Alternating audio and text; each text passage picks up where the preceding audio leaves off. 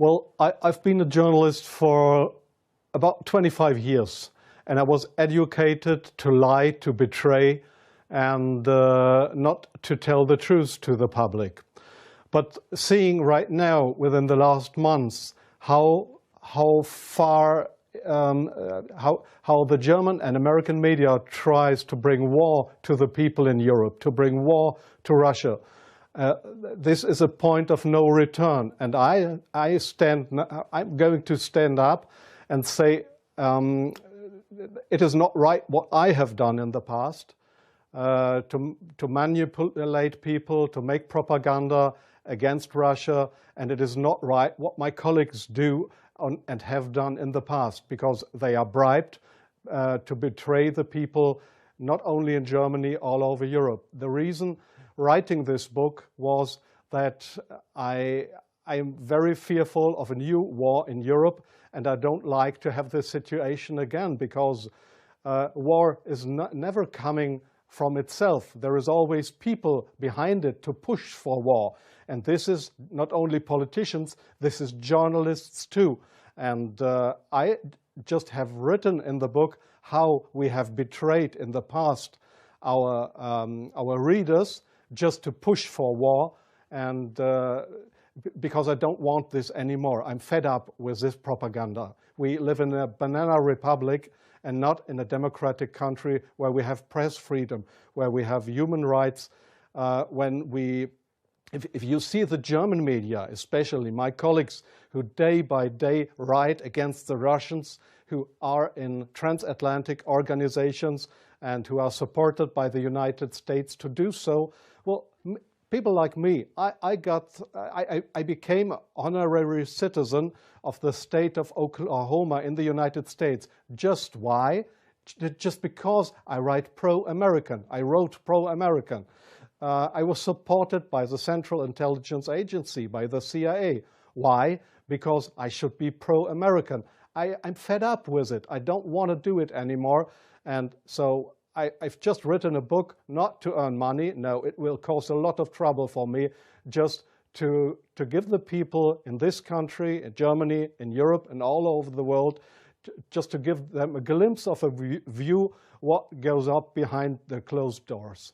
Yes, there is many examples for that. If we go just back to history, if you go into the year 1988, if you go to your archives, you will find in March 1988 there was in Iraq, the Kurdish people have been gassed with poisoned gas. That is known all over the world. But in July 1988, they sent me to a town called Zubaydat, that is on the Iraqi-Iranian border. There was war. It was war between the Iranians and the Iraqis, and I was sent there to photograph how the Iranians have been gassed with poisoned gas, with German poisoned gas. You call it Lost and Zarine, mustard gas, made by Germany. They have been gassed, and I was there to make photographs how these people have been killed by poisoned gas from Germany. When I came back to Germany, there was just one small photo in a newspaper, in the Frankfurter Allgemeine, and there was one small article not writing how impressive, brutally, how unhuman, how terrible it was to kill decades after the end of the Second World War, people with German poisoned gas.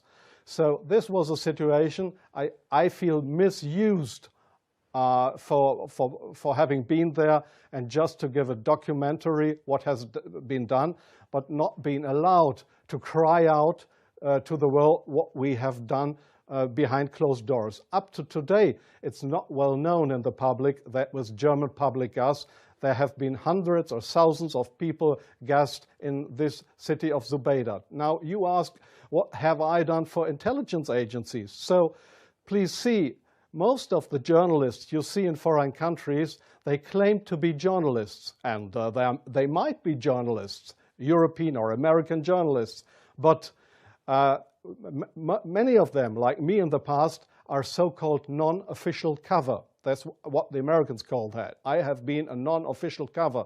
Non-official cover means what? It means you too work for an intelligence agency. You help them if they want you to help them, but they will never,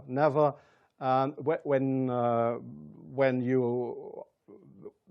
you are locked, or when they find out that you are not only a journalist but a spy too, they will never say, "Oh, this was one of our guys." They will not know you. That means non-official cover. So I have helped them in several situations, and I feel ashamed for that too now. Like I feel ashamed that I have worked for a very recommended newspaper like the Frankfurter Allgemeine, because I was bribed by billionaires, I was bribed by the Americans not to report exactly the truth, but I just imagined in my car while I was driving to this interview, I just tried to work out in my brain what would have happened if I would have written a pro-Russian article in the Frankfurter Allgemeine. Well, I don't know what would have happened, but we were all educated to write pro-European, pro-American, but please, not pro-Russian. So I'm very sorry for that, but this is not what I understand for democracy and for press freedom. I'm very sorry for that. Well,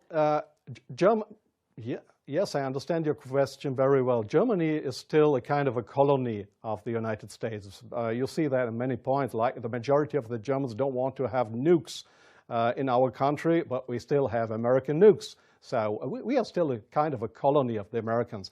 And being a colony, it is very easy to approach young journalists through what is very important here is transatlantic organizations. All journalists from really respected and recommended big German newspapers, magazines, radio stations, TV stations, they are all members or guests of those big transatlantic organizations. And there, in these transatlantic organizations, you are approached to be pro-American, and there is nobody coming to you and saying, "Well, we are the Central Intelligence Agency. Would you like to work for us?" No, this is not the case how it happens. What they do, these transatlantic organizations, is they invite you for seeing the United States. They pay for that. They pay all your expenses and everything. So you are bribed. You get more and more corrupt, because they make you good contacts. You won't know that those good contacts are, let's say, non-official covers, or officially people working for Central Intelligence Agency or other American agencies. So you make friends. You think they are friends, and you cooperate with them. They ask you, "Well, could you do me this favor? Could you do me that favor?"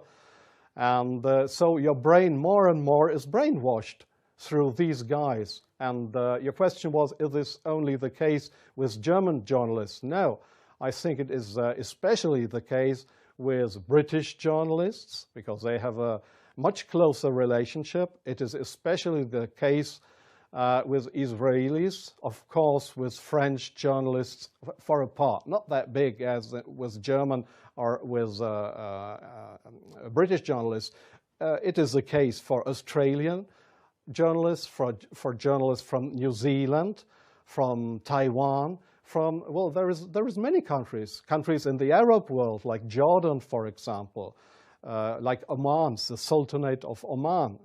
There is many countries where this happens, where you find people to claim they are respected journalists, but if you look behind them, you'll find they are puppets on a string of the Central Intelligence Agency. I'm sorry in interrupting you. I'll give you one example. Sometimes the intelligence agencies, they come to your office and want you to write an article. I give you an example not from strange other journalists, from me myself. I've just forgotten the year. I just remember that the German Foreign Intelligence, Bundesnachrichtendienst, it is just a sister organization of the Central Intelligence Agency. It was founded by the American Intelligence Agency. So one day the BND, this German Foreign Intelligence Agency, came to my office at the Frankfurter Allgemeine in Frankfurt. And they wanted me to write an article about Libya and about Colonel Muammar Gaddafi.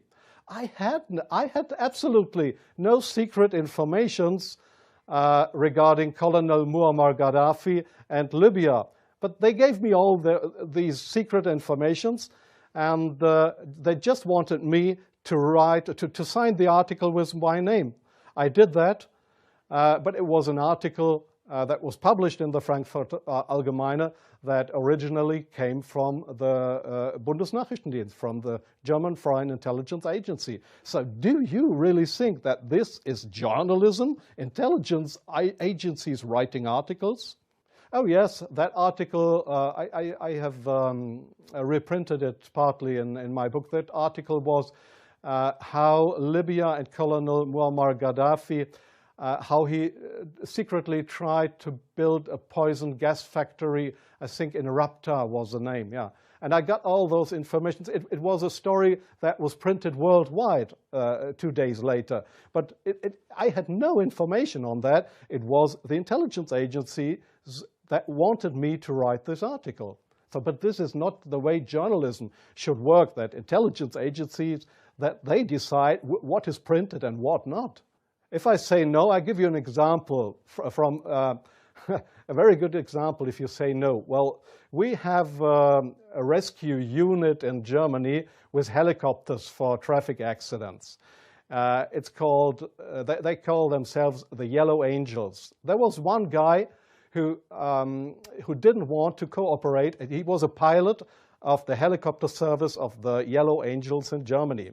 This guy said no to the Foreign Intelligence Service, Bundesnachrichtendienst, when they approached him and wanted him as a non-official cover to work for the German Foreign Intelligence Agency, under, just to pretend to be somebody from the Yellow Angels. So what happened was that he lost his job.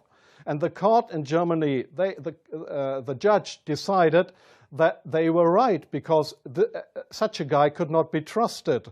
He was kicked off his job because he didn't cooperate with the Foreign Intelligence Service. So I knew what would happen if I would not cooperate with intelligence services.